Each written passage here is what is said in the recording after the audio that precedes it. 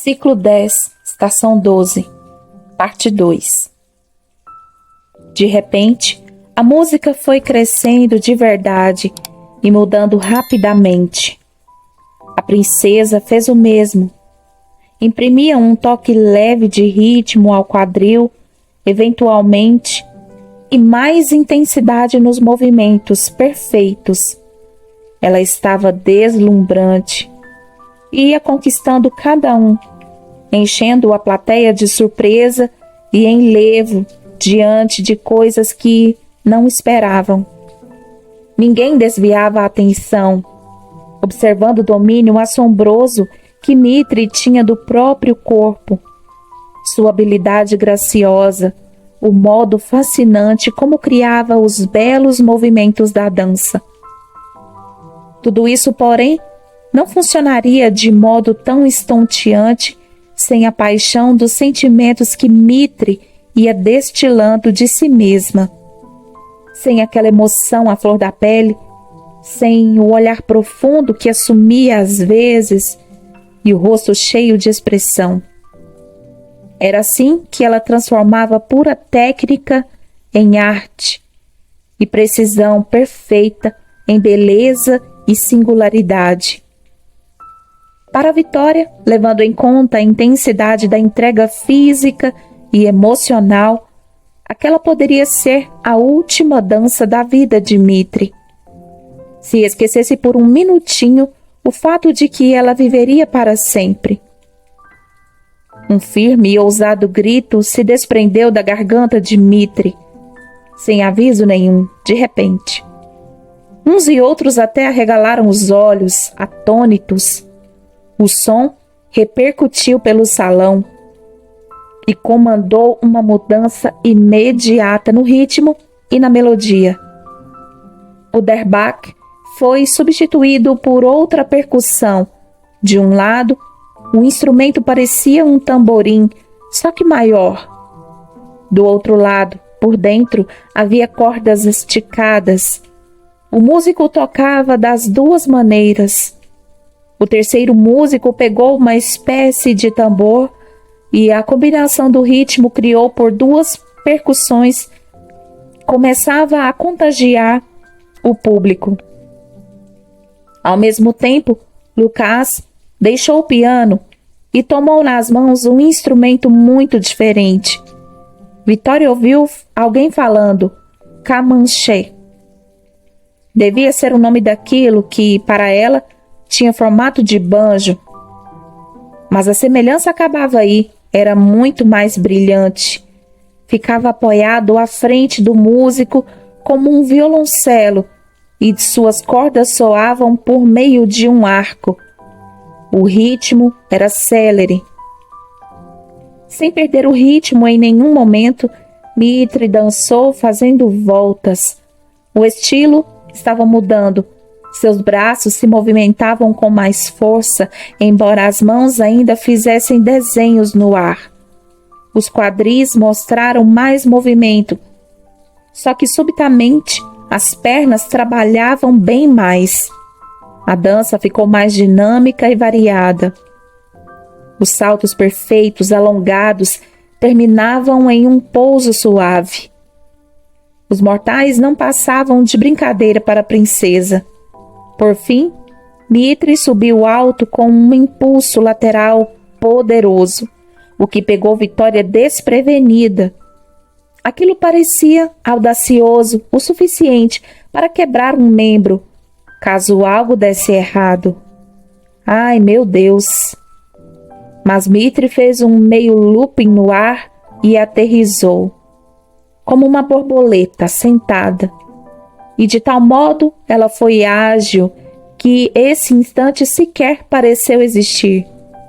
A sentadinha não passou de uma ponte para o rolamento fluido, leve como água, se derramando pelo chão.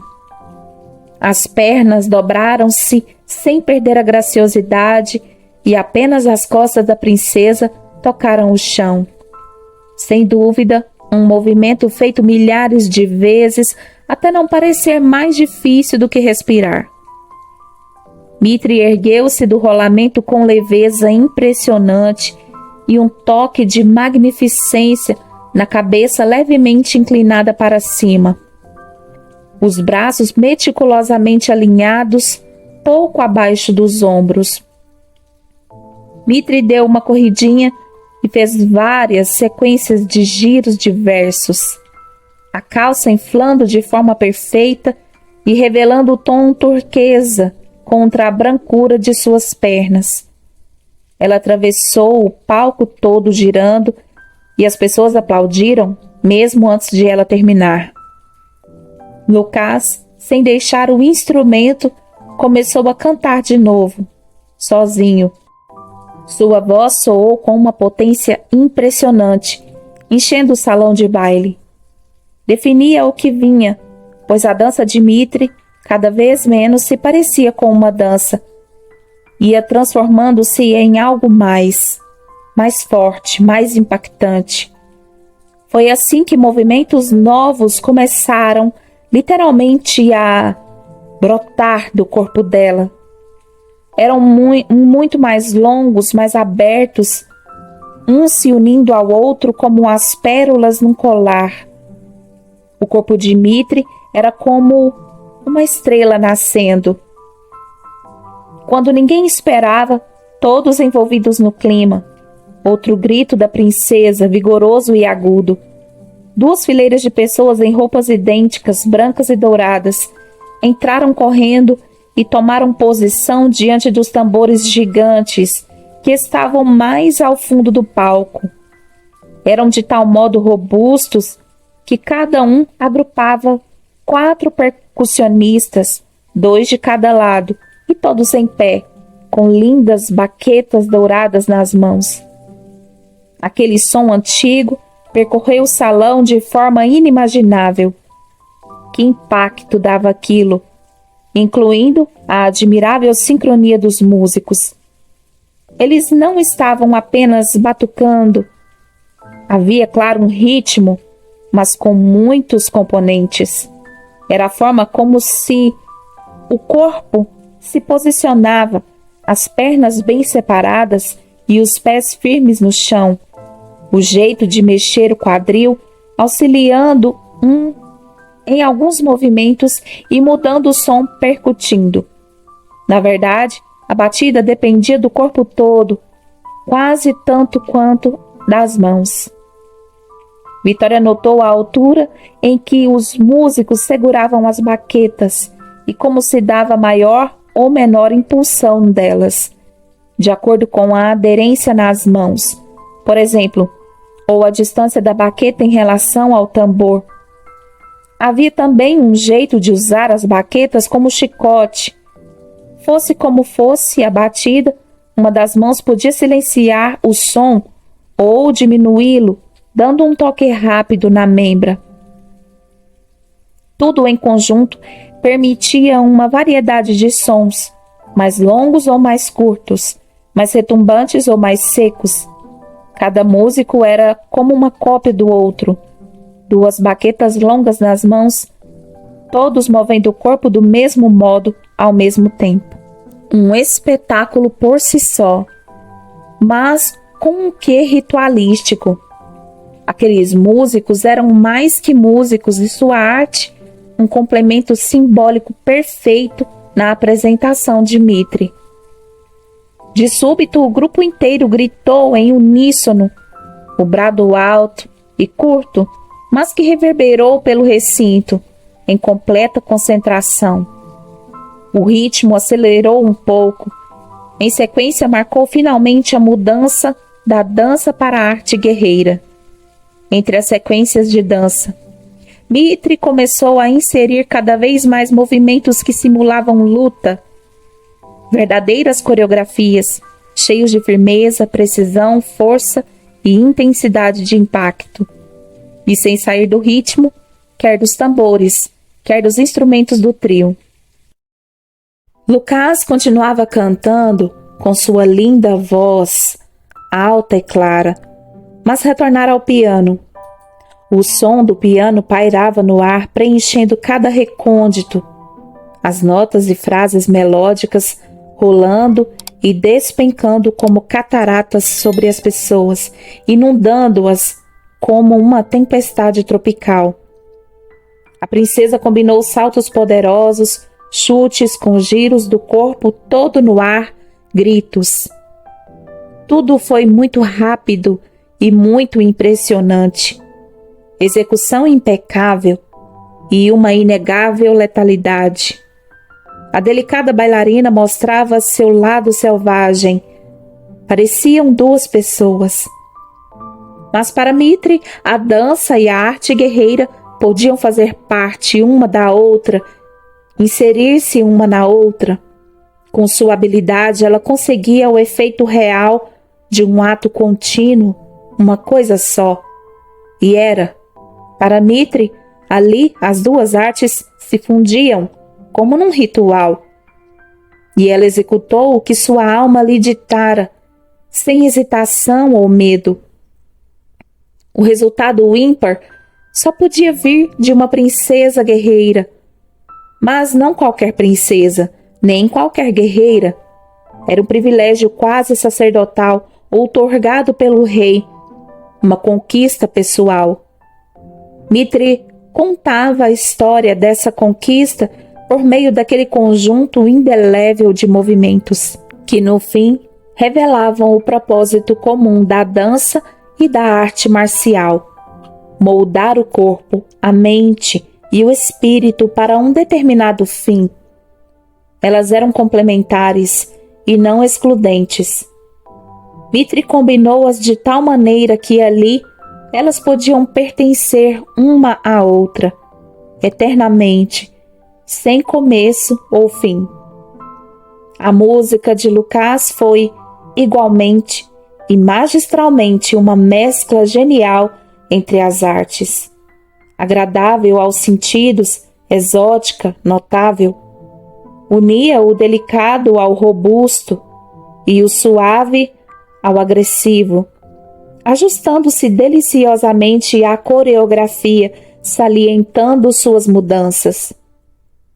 Um grito dos músicos nos tambores, seco como uma pancada, marcou o último movimento do corpo da princesa. Cravado e tão veloz que Vitória não conseguiu acompanhar o movimento. Só se deu conta de que a espada de Mitri apareceu, iluminando-se fortemente na mão dela. Suas inscrições eram como um ouro líquido sobre diamante. A empunhadura, em forma de estrela, reluzia como a lembrança das horas róseas da tarde e do sol poente na Cidade Dourada. A princesa costumava trazer a espada presa às costas, mas dessa vez não foi o caso. Um objeto pequeno e alongado estivera preso ao quadril de Mitri, num bolsinho interno, e criou vida ao ser tocado com intenção de uso. Houvera uma explosão de luz e a espada estava ali. Com o manuseio, começou a refulgir de um modo que Vitória nunca presenciara. Lançava fachos coloridos para todas as direções, em tons que iam do vermelho ao roxo e azul. A espada praticamente desaparecia com a velocidade imprimida pela princesa. Só havia o seu som em meio à luz. Em dado momento, Mitri praticamente ficou envolvida por toda aquela luz. Somente Lucas cantava, em tom grave e melodioso ao piano. Então, algo impossível. A espada arremessada como uma lança ou um chicote se comportava como uma extensão do braço da princesa. Ia e retornava, encurtava ou se alongava do modo exato como ela desejava. Novas palmas entusiásticas. Mitri fez uma sequência de golpes e passadas difíceis. Então Lucas arremessou com precisão e rapidez, entre um acorde e outro, 2 objetos alongados na direção de Mitri, quando ela ainda estava de costas para ele. No momento exato, A princesa olhou por cima do ombro e, após um giro baixo e rebuscado, pegou os dois no ar. A primeira espada já tinha sumido, em algum instante ínfimo, veloz demais para a Vitória. Os dois objetos explodiram assim que tocaram as mãos de Mitre num fulgor de brilho e luz. Pelo visto, espadas conheciam seu próprio dono? Quando Vitória conseguiu enxergar, viu que eram duas espadas gêmeas.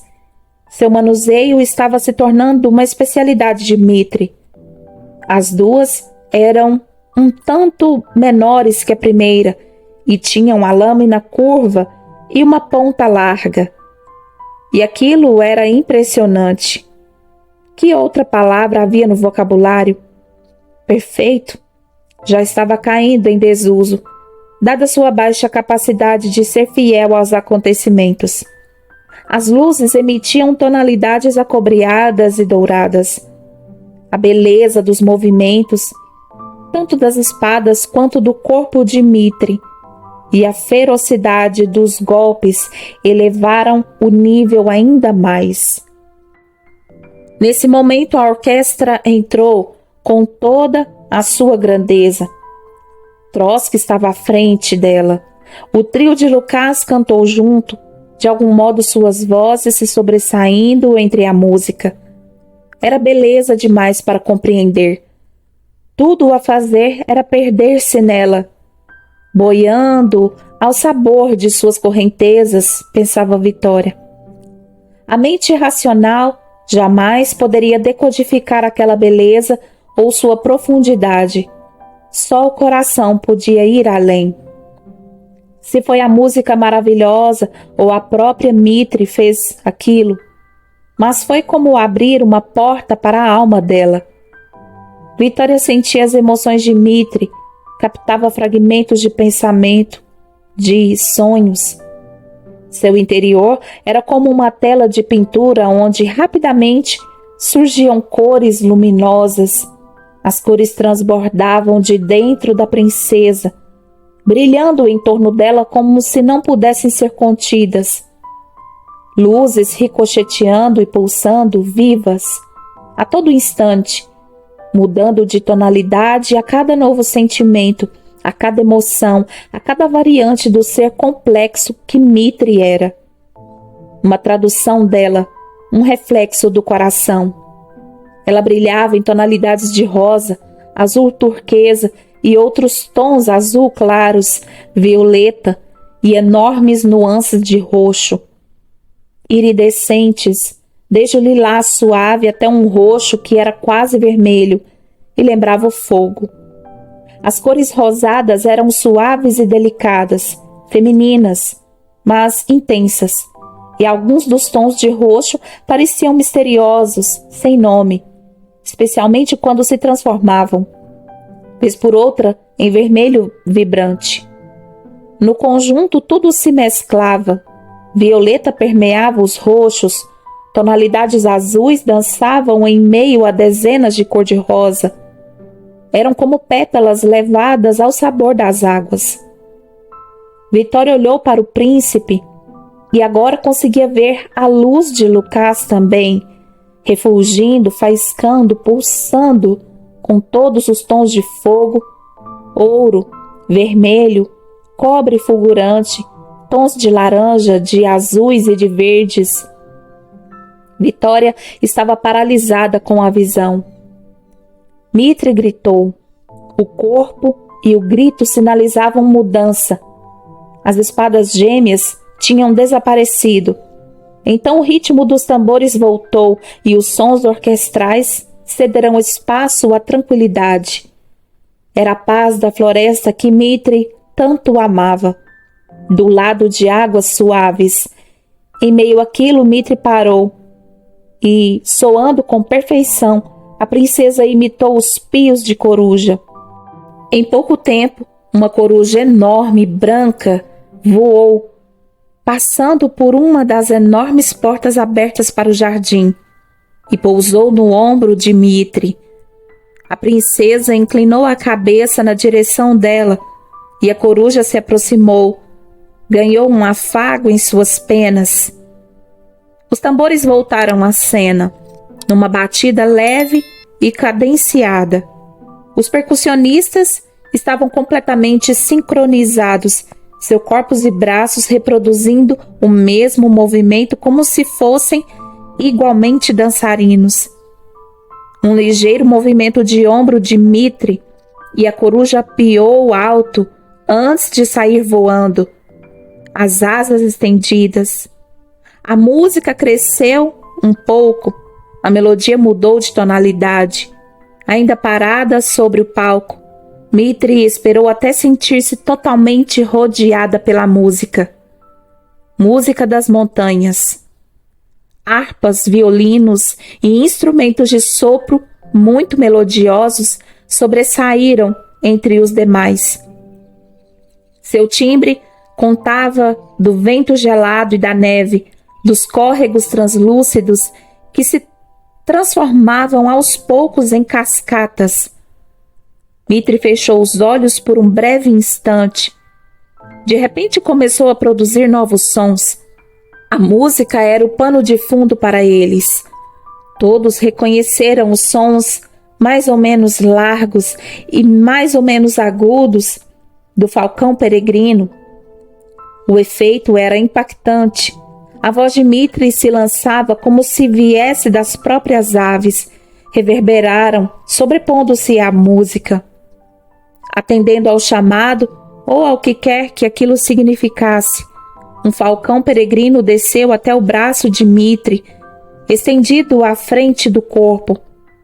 Era principalmente cinza claro, mas tinha lindos toques coloridos nas asas e na cabeça. A ave deu um grito ao pousar alegre e logo encostou o bico no nariz dela. A princesa sorriu subitamente quando o falcão deu bicadinhas em seu nariz. Ela falou alguma coisa para ele, baixinho, o que gerou mais algumas bicadinhas.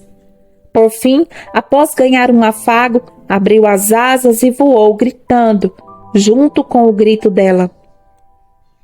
Pela terceira vez, a música mudou.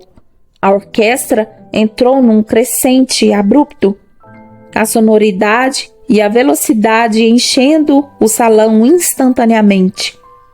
Os tambores mudaram de ritmo, intensificando a batida.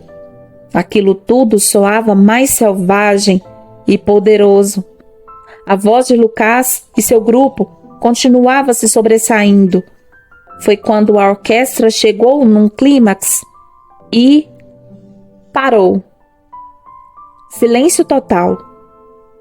O canto do trio tornou-se uma belíssima e harmoniosa composição de graves, baixos e barítonos ressonantes, vibrando, deslizando e se sobrepondo, acompanhados pela percussão enérgica dos tambores e os acordes do piano de Lucas. Dmitri estava só esperando. As vozes e os instrumentos deram espaço repentino ao rugido de um tigre. Não uma imitação de rosnado, mas um rugido verdadeiro. A voz de Dmitri soou tão poderosa e selvagem quanto a de um felino, e sua postura corporal era altaneira, firme, segura, exatamente como a música tinha anunciado. Vitória não tinha ideia de como a princesa conseguia produzir tais sons. Lira, a tigresa albina de Dmitri, saiu de algum lugar no salão e correu, saltando para perto da dona. Sua cabeça enorme abaixou um tantinho e Lira a esfregou, satisfeita na barriga de Dmitri. A princesa pousou a mão sobre a cabeça branca e os olhos azuis de Lira olharam direto nos olhos lilazes de Dmitri, enviando uma onda de amor. A princesa retribuía o olhar, sorrindo. Lira se sentou ao lado de Dmitri e esperou. Uma pausa dramática. Silêncio total por um instante. Nenhuma música, nenhum som. O efeito era de suspense. Dmitri olhava para frente, pétrea. Funcionou porque não havia nem mesmo um sussurro na plateia. Então, olhando para a tigresa com um ar peralta, Mitre fez um pequeno movimento com o queixo e as duas rugiram juntas 2 vezes seguidas. Lyra estava se sentindo. Os aplausos soaram mais uma vez. Quando Lyra recebeu a autorização para descer e voltar a comer coisas gostosas na festa, sua cauda estava toda empinada, o andar cheio de força e de charme. Vitória semicerrou os olhos quando observou. Lyra passava no meio das pessoas recebendo agrados. Alguma coisa se revolveu dentro dela. Os animais tinham sido tão lindos. A forma ímpar com que se relacionava com Mitre e a reciprocidade do amor deles era lindo. E aquela apresentação magnífica, tudo lindo demais. E aquela beleza perdida no tempo a fez sentir-se triste, com vontade de chorar, lágrimas de dor. Mas Vitória só chorou um pouco, porque viu os olhos claros de Mitre ganharem um tom avermelhado quando ela se aproximou de Lucas e ergueu a vista na direção dele. Uma concordância muda. Então, a surpresa. A orquestra entrou com tudo, festiva, retumbante, os tambores idem. Lucas fazia uso de todos os recursos do piano, dedilhando para cima e para baixo. O trio começou a cantar. Era uma música que todos conheciam e entusiasmou as pessoas para que cantassem também. Mitre já dançava novamente, mas agora era uma dança feita para celebrações, alegre, cheia de ritmo e convidativa. Mitre dava corridinhas pelo palco com leveza, a calça esvoaçante, os cabelos oscilando junto com o corpo, e dançava um pouco em cada canto. O movimento vibrante do quadril para um lado e o movimento dos braços se tornou um convite. Várias moças conheciam o estilo, que era popular e muito mais simples. Até Vitória achou que aquilo lembrava um pouco belly dance. O rosto de Mitre agora não mostrava o toque de concentração absoluta, nem o carinho que havia demonstrado apenas aos animais. Mas seu sorriso estava aberto, iluminado. O sorriso de uma garota, mas também de uma princesa. Vitória nunca a tinha visto assim. Mitre deu algumas passadas e dançou junto ao trio, um cumprimento e um agradecimento. Lucas sorriu francamente para ela e não resistiu. O toque do piano mudou. Parecia o de um derbaque. Como ele conseguia fazer aquilo? Mitre fez uma cara de espanto que durou 1/1000 de segundo. É claro que ele ia fazer alguma coisa não combinada. Ela entrou no ritmo do príncipe, chegando perto do piano. Um solo de derbaque. Tudo bem então, meu caro Lucas. Era o que o olhar de Mitre dizia, desafiando. Lucas não perdeu tempo e o ritmo passou a mudar várias vezes. Essa variação característica da dança era composta por extremos, altos e baixos, fossem na velocidade ou na sonoridade. Era quando as brincadeiras particulares do músico apareciam. Lucas até riu enquanto olhava para Mitre e tocava mais rápido, menos rápido, então bem baixinho e daí partiu em velocidade e volume crescentes. Ele sabia que ela dava conta. Por isso foi implacável. De fato, Mitre não perdia a batida, e então foi ela que riu. A diversão era exatamente essa. Os dois se desafiarem mutuamente, fazendo parecer que realmente o percussionista comandava a bailarina. Bem, não deixava de ser. Mitre se movia de modo a interagir com Lucas e com o público. Mostrava que tinha nascido para aquilo.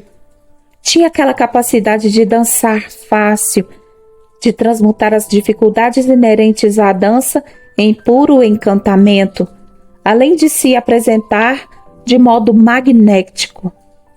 Atraía os olhares com a sua beleza, mas principalmente com a beleza dos movimentos, o inegável carisma e um toque natural de sensualidade. Sensualidade não é programada, ela não é fabricada. Como Mitri aprendera com as mestras da dança. Ou se tem, ou se não tem. Como muitos outros aspectos das artes em geral. Todos podem ser polidos e crescer, mas há quem tenha aquele algo mais que não se ensina, apenas está lá. De repente surge, trazendo um brilho diferente. No caso da princesa, era resultado de talento, criatividade e confiança inatos, polidos por muito trabalho árduo. Eis a receita do fascínio da princesa. E isso sem mencionar tudo que Mitri tinha mostrado. Lucas foi cavalheiro, fazendo o piano soar mais suave, entrando devagar na melodia anterior.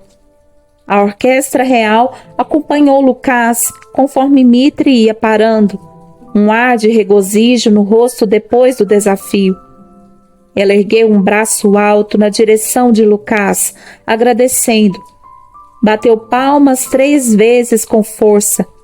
Depois seu gesto abarcou o trio por inteiro e ela curvou levemente a cabeça. Deu aquela corridinha graciosa e se aproximou dos tambores gigantes, caminhando e dançando sem demora ao longo da meia-lua. Por fim, ergueu os braços num gesto amplo de agradecimento. Curvou a cabeça e bateu palmas. Estava terminando. Mitri se virou e correu para o centro do palco. Dali levantou os 2 braços bem alto para a orquestra mais adiante dela e acenou várias vezes, cumprimentando os músicos. O sorriso se alargou ao vislumbrar a olhadinha de Trotsky em sua direção. Vendo o sorriso dela, ele sorriu de volta, e sem se embananar com as partituras. Partiu do maestro fazer um leve cumprimento para Mitri com a cabeça, o que queria dizer muita coisa. A princesa retribuiu, os olhos de ambos se cruzando imperceptivelmente. Trotsky se virou para a orquestra. A um gesto dele, a música de outra canção popular entrou com tudo. Era um bis que Trotsky pedia, no ritmo característico do estilo. Toda a percussão seguia a orquestra e o trio cantou. Mitri entrou naquele ritmo contagiante, o tecido de sua vestimenta esvoaçando. Chegou na beirada do palco e bateu palmas 2 vezes para o público, sem hesitar. Todos começaram a acompanhar o ritmo da dança com palmas, até o fim da apresentação. Então, o salão explodiu em aplausos para a dançarina guerreira. Ela curvou a cabeça, demorando-se ligeiramente mais, grata. Correu e fez o mesmo do outro lado do palco. Finalmente, Mitri acenou uma última vez e saiu em seguida, correndo sem demora. Mantinha o lindo sorriso no rosto e as passadas elegantes. Sua cabeleira ruiva balançou de um lado a outro, reluzente. Depois da apresentação, Mitri estava rindo no meio de seu grupo de irmãos, amigos e amigas, recebendo cumprimentos, beijos e abraços, mas principalmente falando sem parar, gesticulando, despojada e sincera, irreverente e engraçada. Vitória nunca tinha visto aquele lado da princesa. Ela enchia um prato enorme com coisas gostosas para comer, sendo tão interrompida no processo que levou uma eternidade até pegar tudo o que queria. O rei estava por ali. Ele conversava, sorria, ria, ora num grupo, ora noutro, e era abordado o tempo todo. Recebia tantos beijos e abraços que mal podia andar. Todos se desejavam. Saudações das bodas. O rei conseguiu seguir numa linha reta até Mitri, a quem abraçou carinhosamente, parabenizando por sua apresentação. Recebeu um abraço de volta, um beijo e uma torrente inigualável de palavras que, paciente, o rei escutava. Quando Mitre parecia estar, enfim, concluindo o que dizia ao rei, um garoto chegou perto deles, correndo. Olhou para os dois e recebeu sorrisos abertos de volta. Então o menino ergueu as duas mãos e deu apertões nas bochechas do rei. Vitória ficou boquiaberta. Apertões? Ai, ai, ai, olha só para isso, falava o menino. Seu tom de voz transmitia amor, carinho, alegria pura e uma certeza genuína de poder brincar daquele jeito, isto é, brincar como a criança que ele ainda era, uma criança diante do pai. Vitória detectou no menino aquele deleite. Ela já tinha sentido isso. Como era gostoso apertar um bebê rechonchudo e fofinho, mesmo que não fosse dela, ou um bichinho de estimação, ou alguém muito querido. Mitre apontava e ria da cara do rei que, resignado, não se movia. Sem largar as bochechas, o garoto apertou-as mais, fazendo a cabeça do rei virar de um lado para o outro. Mas olha só isso, que coisa mais... Ah, pode isso? Esse é o meu bolinho. Ah, pode? O rei acabou rindo de verdade, o que permitiu que se soltasse. O garoto deu um abraço vibrante no rei e também riu. Como seu sorriso era lindo. Vitória ficou encantada. Um sorriso tão genuíno, puro. Quem seria ele? Era um jovem príncipe, isso ela sabia. Um príncipe realmente jovem, de cabelos escuros, com mechas azuis. Olhos esverdeados que, na luz forte, se tornavam amarelos citrinos. Vitória reparou muito bem neles e na beleza particular do jovem, magro e alto. Seu rosto tinha traços suaves, quase infantis, embora ele aparentasse uns 14 anos. Então se virou para a princesa. Mitre parecia mais jovem do que quando Vitória a vira, no campo de Mitrarcas. 15, 16. O príncipe estava com um brilho no olhar, e ela também. Dava para ver quanto os dois se gostavam. Emanava dos olhos, dos gestos, das palavras, era perceptível mesmo sem nada disso. Ambos se abraçaram forte. Você arrasou, exclamava o garoto, e então ele a apertou com muita força, literalmente esmagando-a, sem cerimônia. Mitre não o afastou, continuou no abraço, mesmo soltando um ai. Enquanto esmagava Mitre, o pequeno príncipe falava como ela, era fofa e que, ela era seu muffin. E sem se dar conta da própria força, chegava a dar uns chacoalhões na princesa. Por fim, um último apertão seguido de um ai dele e dela, mas com significados diferentes. Mitre quase foi erguida do chão antes dele a soltar. Mica, você me amassou demais. Vitória guardou imediatamente o nome dele no coração. Mica. É que eu precisava te amassar, fez Mica radiante. Mitre ajeitou a frente enfeitada de sua cabeça, que tinha ficado meio desalinhada. Você está ficando muito forte, disse. Que bom, e agora? Mica ergueu as mãos bem rápido antes que fosse impedido e apertou as bochechas de Mitre. Pode isso? Pode? Ai, ai, ai. Ai, digo eu, já chega de me apertar. Os dois ficaram rindo e falando, torrentes e torrentes de palavras, se emendando e formando uma só coisa, que os dois entendiam perfeitamente, mas a outros podia soar estranho, como o diálogo que acontecia agora. Olha, não deu para deixar de perceber que você está passando por uma crise existencial, falou Mica com uma voz formal grave. Do nada, ou talvez não fosse do nada. Eu sou uma péssima filha, respondeu Mitri de imediato com um ar choroso, a cabeça bem baixa. Eu vou voltar. Uma pausa mínima. Eu não vou voltar nunca mais. Gritaram Mitri e Mika fazendo coro em uníssono. Caíram na gargalhada, Mitri se apoiando no ombro dele. Logo em seguida vinha a voz de Mika, uma imitação perfeita de alguém que acabou de descobrir algo importante. Pois é, né, mamãe? E você dizendo que eu não sei me defender. Fala isso pra minha frigideira, pof. Au! Os dois gritavam de novo, juntos, como duas crianças. Só eles entendiam o que, afinal, era aquilo. Mas parece que a frigideira batera na cabeça de alguém. Vitória já nem escutava direito aquele diálogo, totalmente absorta pela visão dos dois juntos.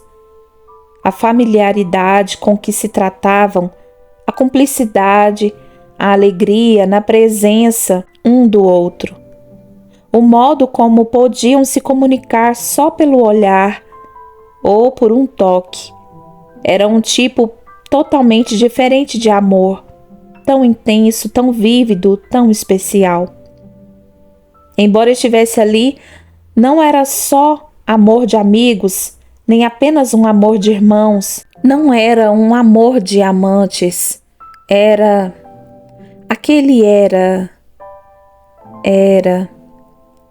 O pensamento fugiu da mente de Vitória e não voltou.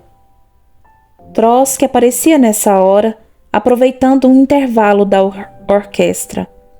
Ele se aproximou meio por trás, meio pelo lado, sem que Mitri percebesse, já que ela estava entretida em tentar comer e falar com Mika ao mesmo tempo. Ambas as tarefas em grandes quantidades. O maestro pôs um dedo sobre os lábios quando o jovem Mika ouviu. Shhh.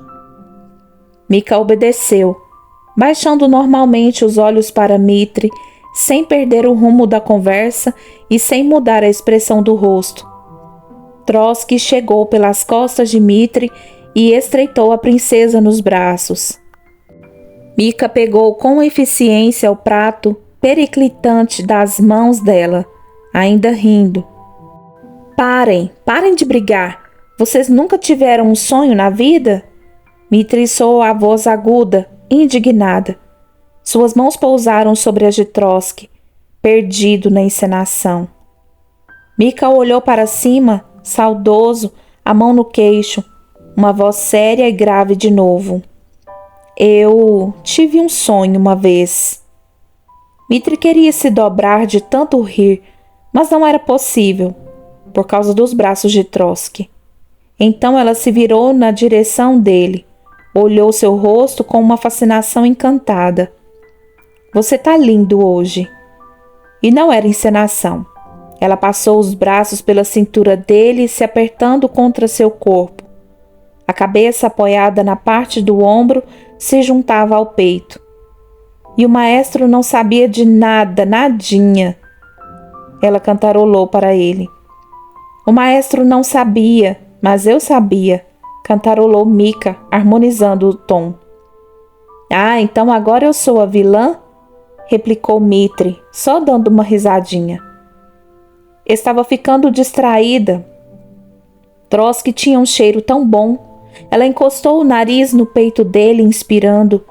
Mika, ainda rindo, aproveitou a distração de Mitri, pegou pedaços de fruta do prato da princesa. Comeu um, estendeu outro para o maestro. Quer? Trotsky aceitou. Não havia nenhuma ponta de ciúme por parte dele, mesmo não entendendo nada. Era piada interna daqueles dois. Eles tinham várias. Pois é, vilã ou não, você me enganou direitinho. Ele usou a deixa. Quando Lucas veio me entregar aquele arranjo, um tanto bizarro de músicas, disse que era para uma apresentação dele. Ótimo sinal que ele se comportou como eu mandei. Mitri ergueu a cabeça e deu umas olhadinhas para Trotsky. Ela estava tão linda daquele jeito, naquela roupa maravilhosa, o cabelo solto, os desenhos delineando o rosto perfeito, tão linda, rindo loucamente, tão vibrante de felicidade, tão adorável e tão... De modo que Trotsky não a largou mais. Sentou-se numa cadeira perto da mesa e puxou Dmitri pela cintura. Ela se deixou levar, ajeitou-se no colo dele e pousou o prato na mesa pela primeira vez. Mika foi pegando coisas dali, já que toda hora Dmitri se distraía olhando para Trotsky, com os olhinhos, umas pestanas dando batidinhas. Mika ia ter que falar nisso com ela.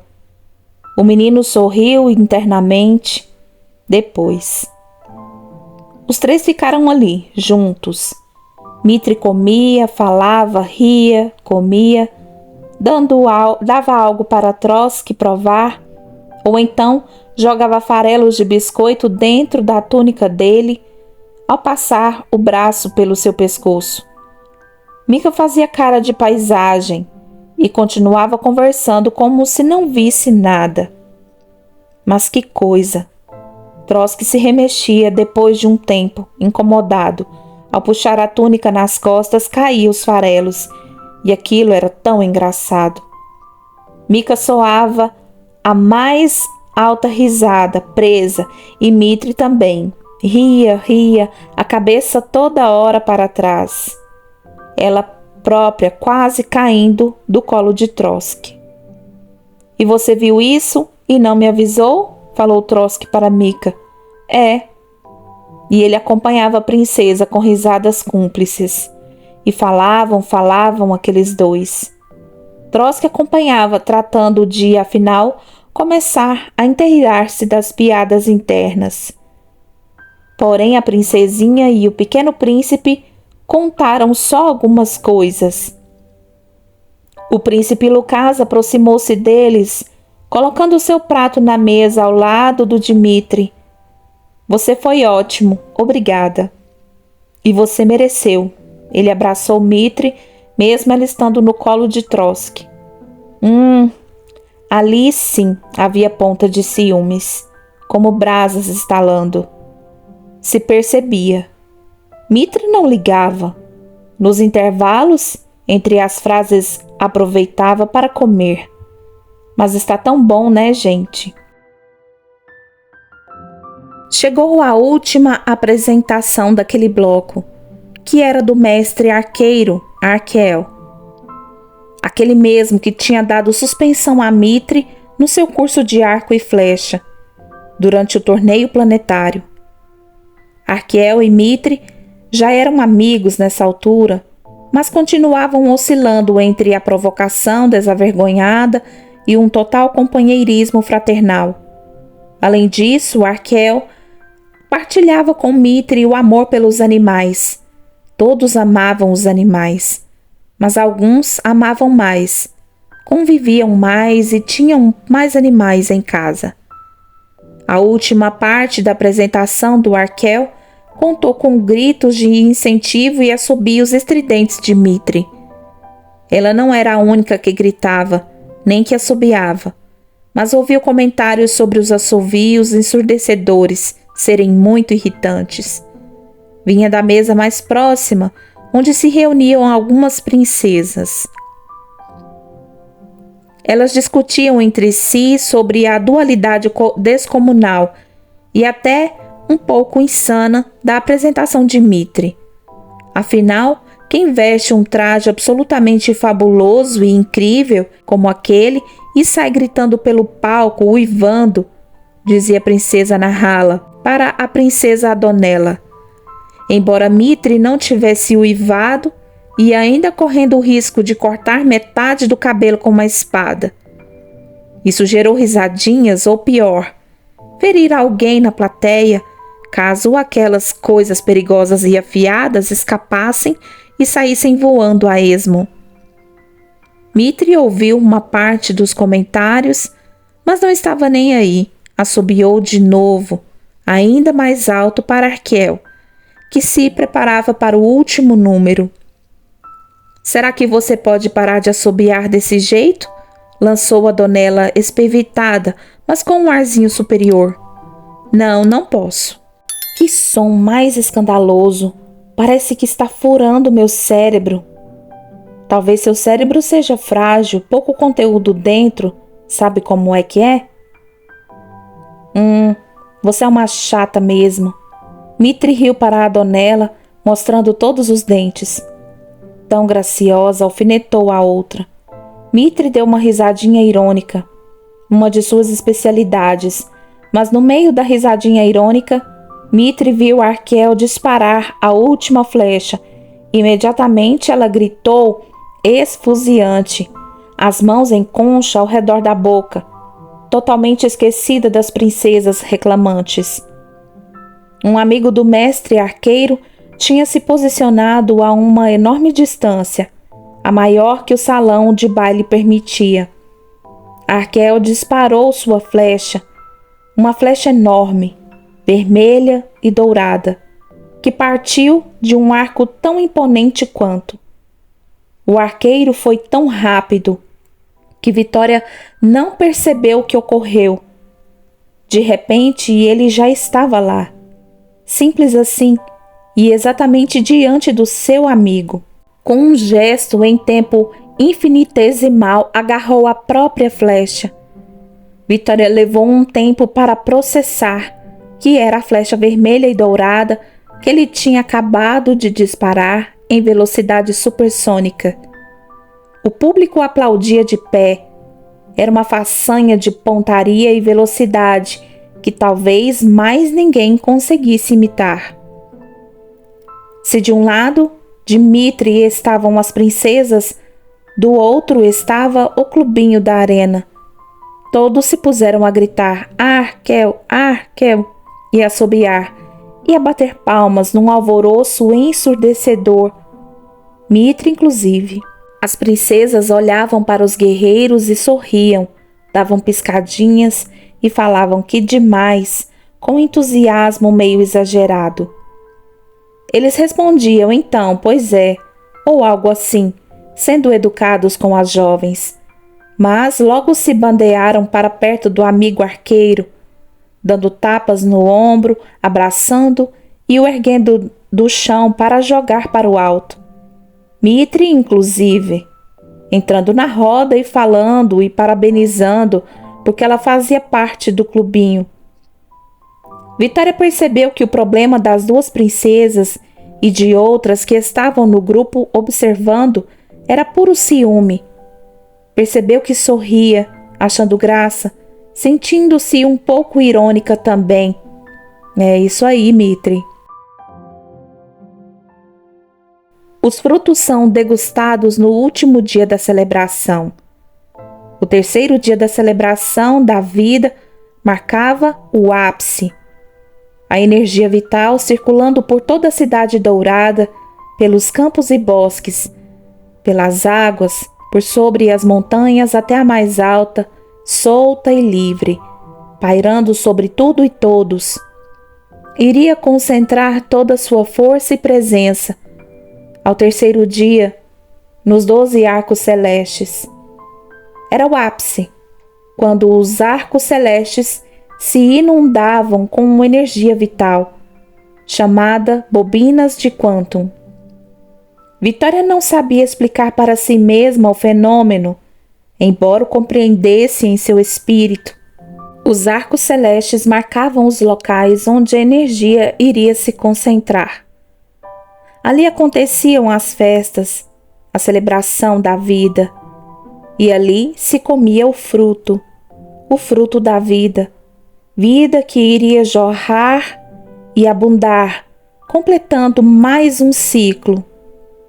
Axi era fogo eterno, mostrando-se por completo ali e somente ali, diante da sua criação. Fogo eterno, fulgurante, como a própria luz que existia sem destruir matéria alguma.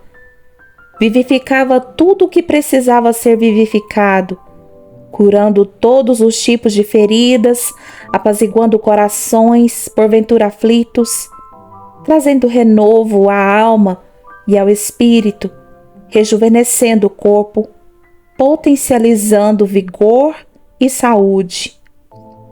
Os filhos do Rei, perfeitos, vieram ao mundo para ser.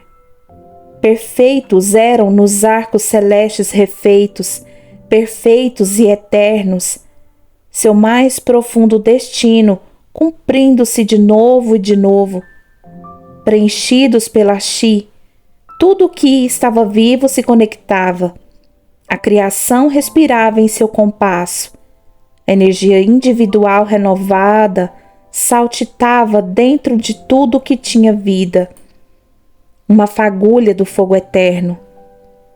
A energia dos filhos fundida como um halo em torno da cidade dourada se juntava à própria energia do rei e da família real.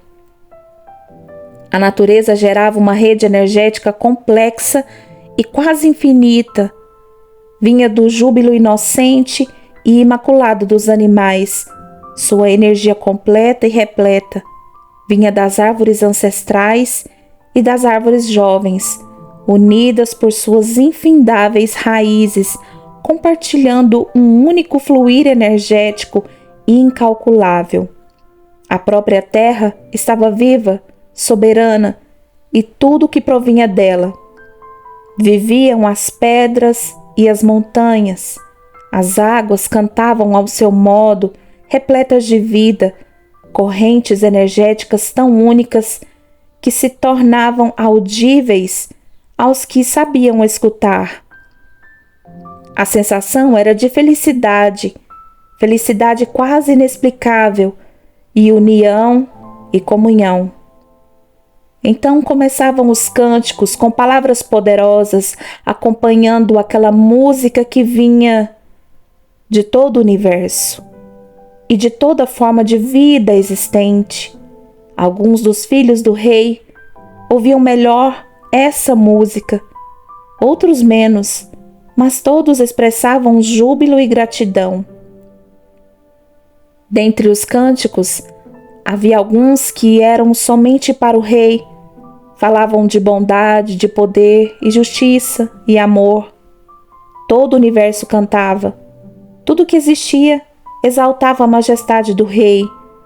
A melodia começava suave e depois se tornava em pura alegria, todos dançando em roda. Havia músicas para a rainha e para o seu filho, filho único do rei e da rainha, que dançava no meio dos outros, irradiando tanta alegria. Tais forças, todas reunidas, aquele poder inominável, mostravam que tudo estava refeito, tudo estava novo, sem defeito ou mácula, e nada se esquivava ou se perdia do tudo. A cerimônia do chá, celebrada pelo rei e pela rainha, coroava o término da celebração. Representava o fim de mais um ciclo, pois cada erva ou planta que era feito o chá só era possível ser colhida ao fim de cada ciclo. Cada chá com um sabor, cor, perfume e textura diferentes.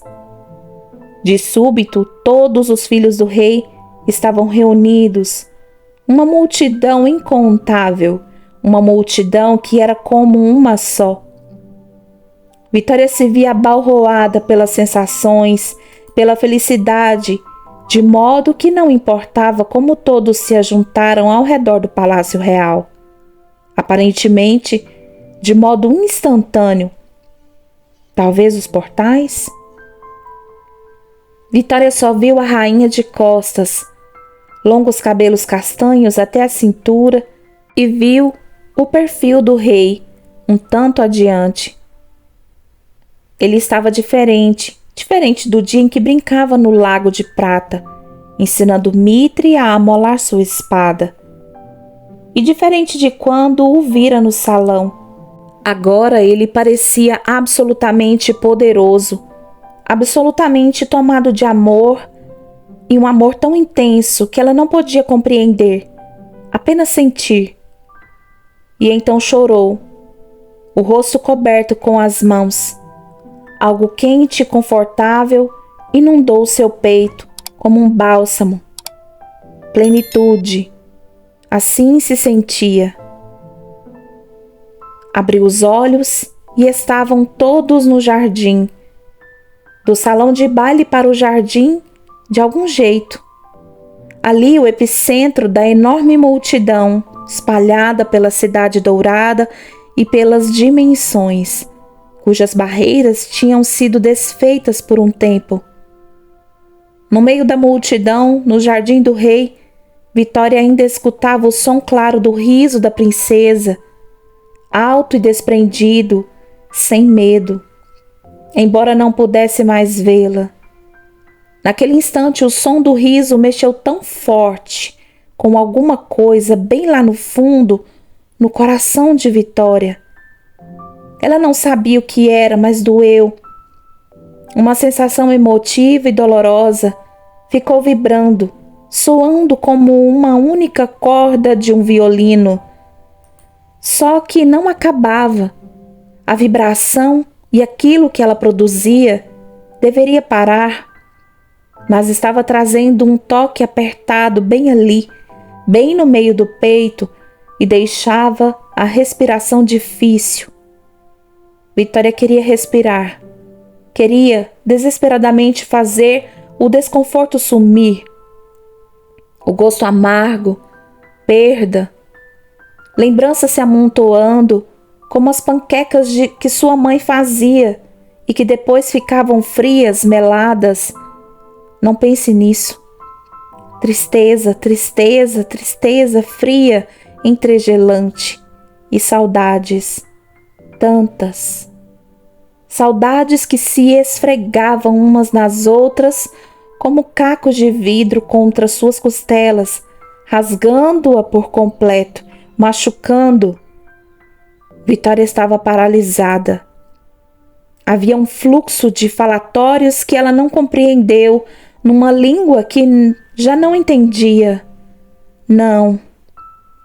Vitória sabia que estava indo embora. Não podia ir embora. Em que outro lugar seria possível viver? Não.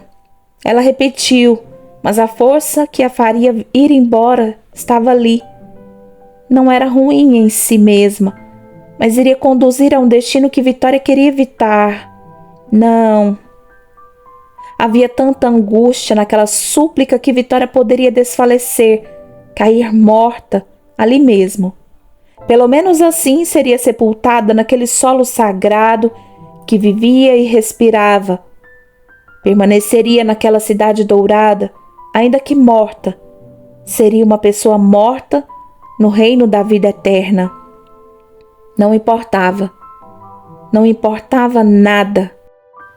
Quem sabe, talvez, a pessoa morta que ela era um dia pudesse ser digna de redenção.